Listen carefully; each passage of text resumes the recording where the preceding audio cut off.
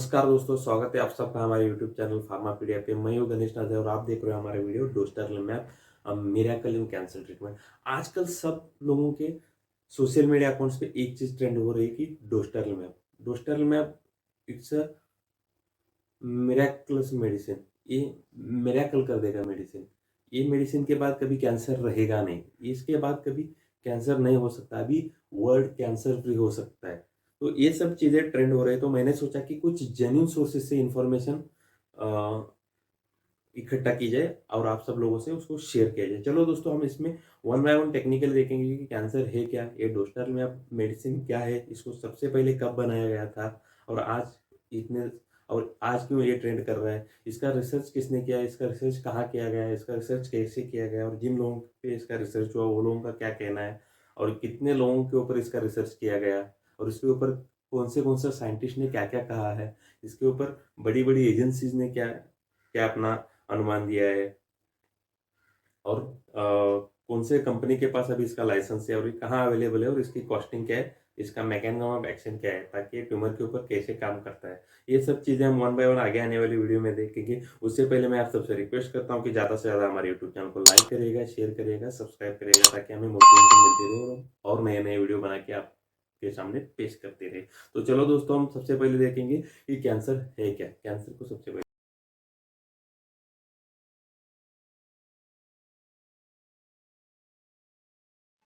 चलो दोस्तों, अब हम इसमें देखेंगे कि कैंसर क्या होता है।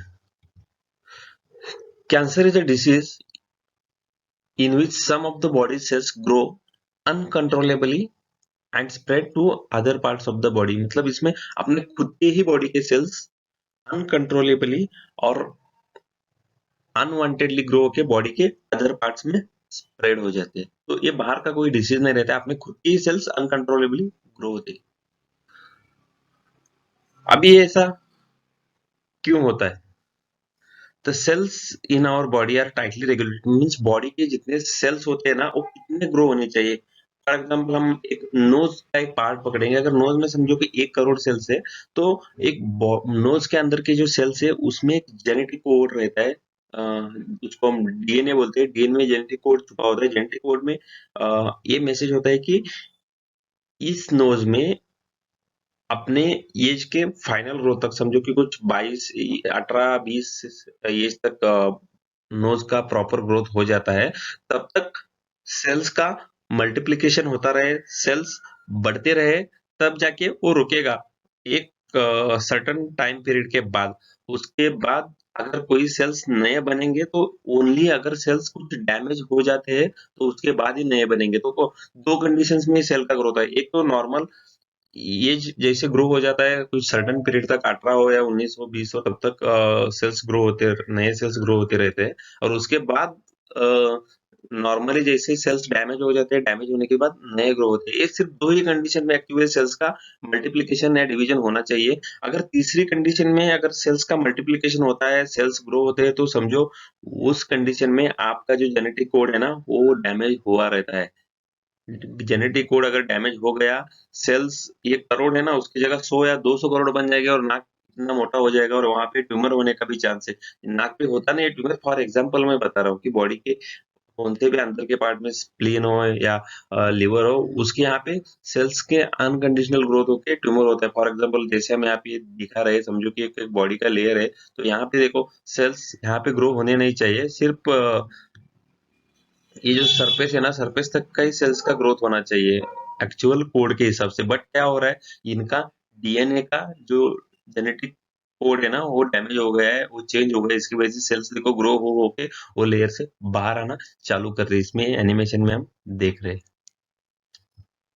चलो अभी नेक्स्ट डब्ल्यूएचओ क्या कहता है इसके ऊपर हम देखेंगे। डब्ल्यूएचओ क्या कहता है, 135 करोड़ इंडियंस में 11.6 लैक्स न्यू पीपल्स को कैंसर हो गया 2018 में, और उसमें से 7.84 लाख लोगों का डेथ ओनली कैंसर के वजह से हो गया है। अब चलो देखेंगे यूनाइटेड नेशंस का रिपोर्ट कहता है, सेम इसने डब्ल्यूएचओ का ही रिपोर्ट रेफर किया, इन्होंने कुछ नया नहीं किया, बट इन्होंने कहा है वो भी इम्पोर्टेंट है हमारे लिए, क्योंकि हर 10 इंडियंस में से एक इंडियंस को कैंसर होता है, और जितने 15 इंडियंस को अगर कैंसर हो गया तो उसमें से एक आदमी तो डेफिनेटली डाई करता है कैंसर की वजह से। मतलब ये बड़ी-बड़ी एजेंसियों ने कहा है, ये आंकड़े गलत नहीं हो सकते, बस रिसर्च और रिपोर्ट के बाद ही वो लोग कुछ भी है तो डिस्क्लोज करते रहते हैं। चलो अब इसमें देखेंगे हम डोस्टारलिमैब है क्या। Dostarlimab is a monoclonal antibody. It is used for the medication of the treatment of the cancer. इसको कैंसर के ट्रीटमेंट के लिए यूज किया जाता है। और आपको मोनोक्लोनल एंटीबॉडी में कुछ के रिगार्डिंग कुछ इन्फॉर्मेशन चाहिए तो डिस्क्रिप्शन बॉक्स में जाके चेक कर सकते हो, वहां पे इसका इन्फॉर्मेशन मिलेगा। इसका हम हिस्ट्री देखेंगे दोस्तों, क्योंकि जो डोस्टारलिमैब ड्रग है ये आज की डेट में तो नहीं बना है। ये डोस्टारलिमैब ड्रग को 2020 में टेसारो करके कंपनी है, उसने इनोवेट किया और उनके कुछ फेज 1 और फेज 2 क्लिनिकल ट्रायल्स हो गए। आपको पता ही होगा डिफरेंट फेजेस क्लिनिकल ट्रायल्स, आपने कोरोना में बहुत सुना होगा। अगर उसके बारे में भी आपको कुछ जानकारी चाहिए तो आप मुझे कमेंट करके बता सकते हो और उसके ऊपर हम नए वीडियो बनाएंगे क्लिनिकल ट्रायल्स के ऊपर। फिर 2020 में उन्होंने क्या किया, स्टडी होने के बाद कि डोस्टारलिमैब के जो रिजल्ट्स है वो पोटेंशियल है to treat the advanced endometrial cancer. मतलब उन्होंने इनिशियली इसको एंडोमेट्रियल कैंसर के लिए ही बनाया था, दूसरे कोई डिफरेंट टाइप ऑफ कैंसर के लिए नहीं बनाया था। लेकिन ये ड्रग अभी नया नहीं आया, ये ड्रग पहले से है, इसका सिर्फ ट्रायल चल रहा था अलग अलग कैंसर ट्यूमर्स के ऊपर। आज की डेट में ये प्रूव हो रहा है कि ये सभी तरह के कैंसर्स के लिए कामयाब मेडिसिन हो सकता है करके। बट इसके बड़े ट्रायल्स होने अभी बाकी है। ये छोटे ही ट्रायल इसके हुए, अराउंड 209 पीपल्स के ऊपर ही इसका ट्रायल आज के डेट में हुआ है। ज्यादा लोगों के ऊपर इसका ट्रायल अभी तक नहीं हुआ है। चलो इन 2021 फरवरी 25 को क्या हुआ, committee of medicinal products for the human use of the European medical agency. जो यूरोपियन मेडिकल एजेंसी की कमिटी है medicine products for human use, इन्होंने क्या किया, इन्होंने एक पॉजिटिव ओपिनियन अडॉप्ट किया और उन्होंने बोला कि इसका कंडीशनल मार्केटिंग करने के लिए हम इसको ऑथराइजेशन दे सकते हैं यूरोप कंट्रीज में, ताकि लोगों को इसका यूज हो सके और कैंसर को हम ज्यादा से ज्यादा अपने कम्युनिटी से बाहर कर सके। तो इन्होंने एक अच्छा डिसीजन लिया था मार्केटिंग ऑथराइजेशन देने के लिए। Good decision we can say.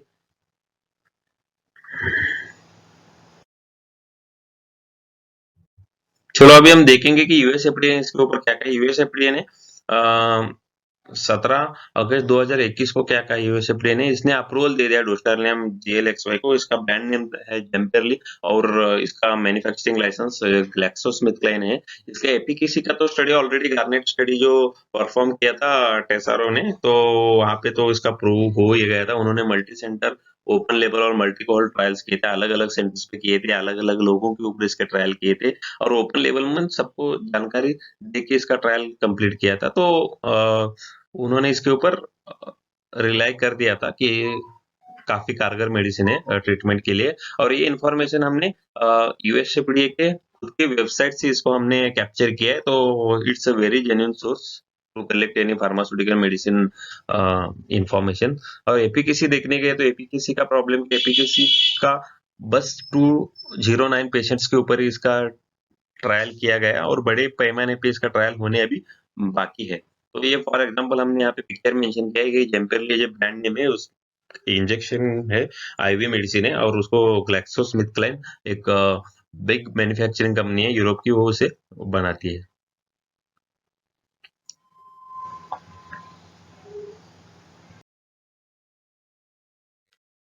तो अब हम देखेंगे इसका डोसेज होता क्या है।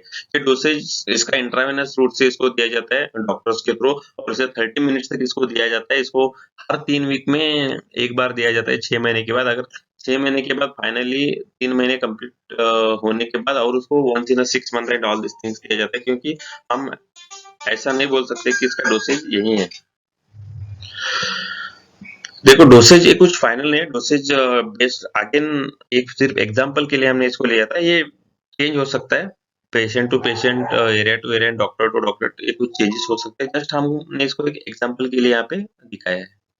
हम यहाँ पे अभी एक देख रहे हैं एक स्नैपशॉट, इसको हमने एक वेबसाइट है इंडिया मार्ट करके, वो एक ऑनलाइन प्लेटफॉर्म है कुछ सेल्स वगैरह करने के लिए, तो वहां से इसको हमने कैप्चर किया। यहाँ पे दिखा रहा है अवेलेबिलिटी, काका फार्मेसी दिल्ली में है, उनके पास इसका अवेलेबिलिटी है। और इसका प्राइस है 3.4 लाख पर वाइल, मतलब एक ह्यूज कॉस्ट है इसका। अगर हम 10 भी डोसेज मिनिमम लेते हैं तो around including service and all this पकड़ के अराउंड 50 लाख को तो श्योर क्रॉस करेगा, क्योंकि आज की डेट में ये बहुत कॉस्टली दिखा रहा है। वी डोंट नो कि फ्यूचर में कुछ अलग कंपनीज को भी इसका लाइसेंस मिलेगा और बड़े पैमाने में अगर कमर्शियल मैन्युफैक्चरिंग होगा तो मे बी इसका कॉस्ट भी रिडक्शन हो सकता है कुछ गवर्नमेंट के इंटरवेंशन की वजह से एंड ऑल दिस थिंग्स।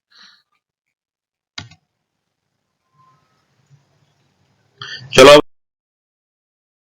में केस स्टडी देखेंगे। केस स्टडी में हमने एक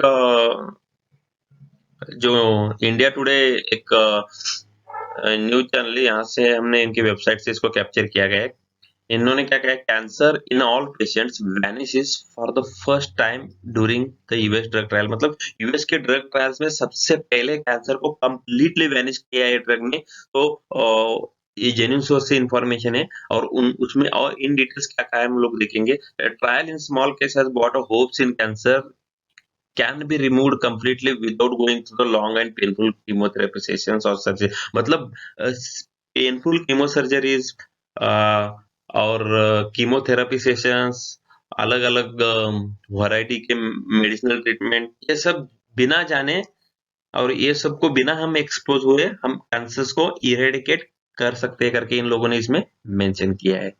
According to the New York Times में क्या कहा है, dostarlimab was administered to 18 rectal cancer patient, मतलब 18 रेक्टल कैंसर के पेशेंट को इन लोगों ने एडमिनिस्टर किया था और उनमें कंप्लीट रिकवरी दिखी और उसको जांचा गया फिजिकल एग्जामिनेशन के थ्रू, एंडोस्कोपी के थ्रू, पॉजिट्रॉन एमिशन टोमोग्राफी, मतलब एक एडवांस्ड डायग्नोस्टिक मेथड है, और मैग्नेटिक इमेज रिजोनेंसिंग, आपने तो रिजोनेंस इमेजिंग एमआरआई तो आपने सुना ही होगा। ये सब अलग अलग मेथड से एडवांस्ड डायग्नोस्टिक इक्विपमेंट लेके इन्होंने चेक किया, तो इनको कोई भी ट्रेसेस या कोई भी कैंसर के अवशेष उन पेशेंट्स में मिले नहीं। तो इसीलिए इन लोगों ने इतने बड़े पैमाने पे इसको न्यूज को आउटब्रेक किया है कि ये डोस्टरलिमेब एक सटीक दवा है कैंसर के ट्रीटमेंट के लिए। Cancer stats across the global में कैंसर के आंकड़े क्या है। देखो डब्ल्यूएचओ के रिपोर्ट के हिसाब से नियरली 1 करोड़ पीपल्स 2020 में डेथ हो गए ओनली कैंसर के वजह से। मींस हर एक 6 डेथ में एक डेथ कैंसर की वजह से होता है, ऐसा डब्ल्यूएचओ कहता है। मतलब इतना बड़ा पैमाने पे आंकड़ा है ग्लोबल में कैंसर के रिगार्डिंग। ये सब होने के बाद if the further trials on the larger scale, अगर बड़े स्केल्स पे अगर इसके ट्रायल्स होते हैं तो we could be heading towards the cancer free world. मतलब साइंटिस्ट क्या कहते हैं, अगर इस पे ट्रायल्स होते हैं बड़े पैमाने पे 2209 लोगों के ऊपर हुआ आज के डेट में, अगर समझो हजारों 10,000 20,000 बड़े बड़े फेज 3 में अगर इसके ट्रायल होते हैं तो फिर हम इसको बड़े पैमाने पे इसको कमर्शियल मैन्युफैक्चरिंग करके हम एक कैंसर फ्री वर्ल्ड के तरफ जा सकते हैं इस मेडिसिन को लेके। तो इतना बड़ा ओपिनियन दिया है बड़े बड़े साइंटिस्ट लोगों ने दोस्तों। तो ये है इसका एक केस स्टडी। देखो ये डॉक्टर है Luis Diaz MD, he is head of division of the solid tumour oncology. मतलब कैंसर के डिपार्टमेंट में एक डिपार्टमेंट की डिवीजन के हेड है डॉक्टर लुइस डयास। ये क्या कहते हैं, ये memorial of Sloan Kettering cancer centre के इन्होंने रिसेंटली एक पेपर पब्लिश किया New York journal of England medicine journal है। ये लोग said he was not aware of any other study in which treatment completely obliterated a cancer in every patient। I believe this is the first time happened in the history of cancer। इन्होंने खुद कहा है अपने paper में जो इन्होंने छापा है new England journal of medicine में, ऐसे पहले मैंने कभी भी रिजल्ट्स को देखा नहीं है। ये कैंसर के हिस्ट्री में ऐसा पहली बार हुआ है कि कंप्लीटली कैंसर इरेडिकेट हुआ है ड्रग की वजह से। और सबसे इम्पोर्टेंट क्या है, कोई भी नेगेटिव साइंस दिखा नहीं है पेशेंट के ट्रीटमेंट के पेशेंट के ऊपर ट्रीटमेंट के बाद। For example adverse effect, side effect, जैसे कि अभी कैंसर का कीमोथेरेपी होती है तो हेयर लॉस होता है, स्किन का कलर चेंज होता है, मतलब बॉडी वीक होती है, नंबर ऑफ थिंग्स होते हैं। ऐसे कोई भी नेगेटिव साइंस दिखे नहीं करके डॉक्टर ने खुद यहाँ पे बयां किया है एक मेडिसिनल जर्नल में। चलो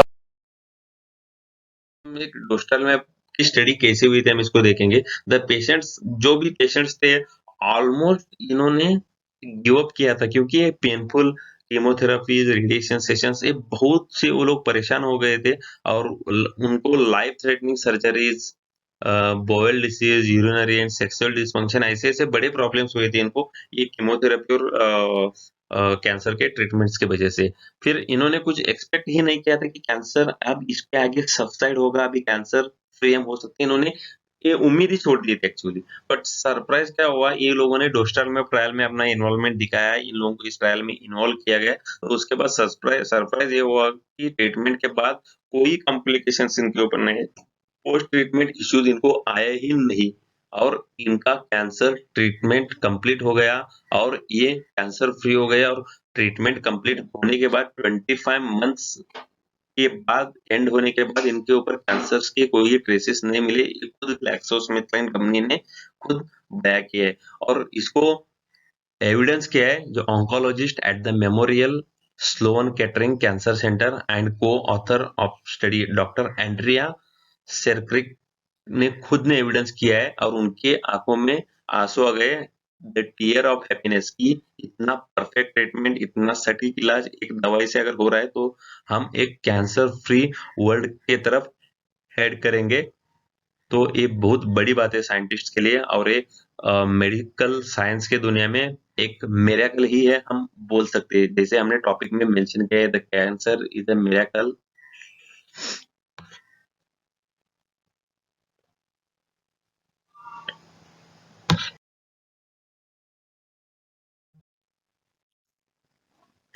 चलो दोस्तों अभी फाइनली हम देखेंगे कि ड्रग ये कैसे वर्क करता है और इसका मैकेनिज्म ऑफ एक्शन क्या है और किस तरह से कैंसर के ट्यूमर के ऊपर एक्ट करके उनको किल करता है, आइडेंटिफाई करके, वो भी नेचुरल वे से हम जानेंगे इन पिक्चर्स और इन एनिमेशंस के मदद लेके। ये डोस्टरमैप ड्रग एक मोनोक्लोनल एंटीबॉडी है और इसको PD-1 ब्लॉकर कहा जाता है और ये बॉडी इम्यून सिस्टम को ऐसे हेल्प करता है उनको आइडेंटिफाई करके खुद नेचुरली डिस्ट्रॉय एक कर सके। It acts by blocking the PD-1 receptor of the T cells and resists the binding of PD-1 receptors of T cell to the PD-L1 receptor of cancer. मतलब cancer के PD-L1 receptor और T cell के PD-1 receptors को binding होने से बचाते हैं। अगर बाइंडिंग हो गया तो कैंसर सेल डेथ नहीं होती है। कैंसर सेल खुद को प्रोटेक्ट करता है, उसको मैसेज भेजता है कि भाई मेरे को मारने का नहीं, करके मैसेज भेज देते हैं, तो नहीं मारता है, तो इनका कनेक्शन ही होने नहीं देते एंटीबॉडी, मोनोक्लोनल एंटीबॉडी। तो यही ये ड्रग का काम है, हम जानेंगे। देखो फर्स्ट पिक्चर में हम यही देख रहे हैं PD-1 रिसेप्टर जो है अपने टी सेल का, वो PD-L1 रिसेप्टर से बाउंड हो गया कैंसर के। तो क्या हो गया, कैंसर सेल डाई नहीं हो रहा है, कैंसर सेल जैसे की जैसे, कैंसर सेल की डेथ भी नहीं हो रही है। तो अभी यही सेकेंड पिक्चर में हम देखेंगे, लास्ट वाले देखो, अपना टी सेल है और इसके रिसेप्टर्स को ना एंटीबॉडी बाउंड हो गई, जो अपनी मोनोक्लोनल एंटीबॉडी है, जो कैंसर की दवा है, इसको बाउंड हो गई। और उसको बाउंड होने के बाद क्या हुआ, PD-L1 रिसेप्टर जो है वो कनेक्ट नहीं हो पा रहा है, क्योंकि जिस जगह पे बाइंड हो गया वो जगह ही ब्लॉक हो गई, तो बाउंड होगा ही नहीं। अगर बाउंड नहीं होगा तो क्या हुआ, अपना टी सेल जो है ना, ये एक केमिकल, साइटोटॉक्सिक केमिकल्स रिलीज करती है। केमिकल्स की वजह से क्या होता है, तो कैंसर सेल्स की डेथ हो जाती है। तो ये बाउंड हो गया तो नहीं होता है, बाउंड नहीं हुआ तो डेथ हो गया। देखो यहाँ पे बाउंड नहीं हो पाया एंटीबॉडी के कनेक्शन की वजह से, तो यहाँ पे डेथ हो गई। सेम हम इस एनिमेटेड पिक्चर में भी देखेंगे। देखो PD-L1 binds to the PD-1 allows T cell mediated killing. देखो यहाँ पे बाउंड हो गया रिसेप्टर, तो डेथ नहीं हो रहा है कैंसर सेल का, कैंसर सेल इंटैक्ट है। आप इसको पॉज करके भी अच्छी तरह से पढ़ के देख सकते हो। देखो यहाँ पे बाइंडिंग नहीं हुई, एंटीबॉडी आके बैठ गया, यहाँ पे सेल का डेथ हो गया। तो ये पिक्चर में क्लियरली दिख रहा है। इसमें दो पिक्चर दिखते हैं, एक बाइंडिंग होने के बाद सेल का डेथ नहीं होता है और एक बाउंडिंग ना होने के बाद सेल का डेथ होता है। दो पिक्चर है, तो चाहे तो आप इसको पॉज करके देख सकते हो, आपको सिस्टमेटिक अंडरस्टैंड के लिए। यहाँ पे देखो ये यहाँ पे टेक्स्ट है, ये चेंज हो जाता है अकॉर्डिंग टू कंडीशन, तो आप यहाँ पे पढ़ के भी आराम से सुन सकते हो। और आपको अगर मोनोक्लोनल एंटीबॉडी में कुछ इन्फॉर्मेशन चाहिए और आप वापस इसमें डिस्क्रिप्शन बॉक्स में जाके पढ़ सकते हो। वीडियो देखने के लिए धन्यवाद दोस्तों। जाने से पहले मैं आपसे और एक बार रिक्वेस्ट करता हूँ कि ज़्यादा से ज़्यादा हमारे यूट्यूब चैनल को लाइक करिएगा, शेयर करिएगा और सब्सक्राइब करिएगा और बेल आइकन बटन दबाना तो मत भूलिएगा, ताकि आपको ऑन टाइम अपडेट्स जब जब नए वीडियो अपलोड करते हैं तब मिलते रहे। तब तक अगले वीडियो में हम वापस मिलेंगे दोस्तों, तब तक के लिए धन्यवाद। जय Hind. Life could make you cynical, make you hard to satisfy.